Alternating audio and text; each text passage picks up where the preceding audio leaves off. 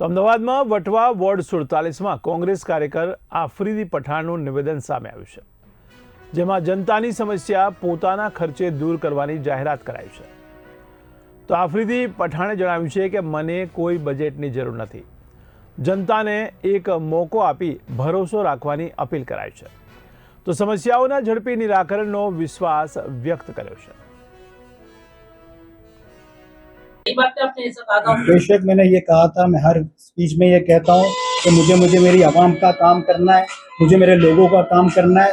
जो लोग मुझे यहाँ पर इलेक्ट करके चुटा के लाएंगे, मुझे उनका काम करना है। चाहे वो मेरा फंड मेरी जेब से लगाना पड़े, मैं लगाऊंगा बेशक। और ये पहला कैंडिडेट है पूरे अहमदाबाद में जो ऐसा बोल रहा है कि अगर जेब के पैसे लगाने पड़ेंगे तो लगाऊंगा, कभी बजट पे बात नहीं करूंगा, बजट का बहाना नहीं दूंगा।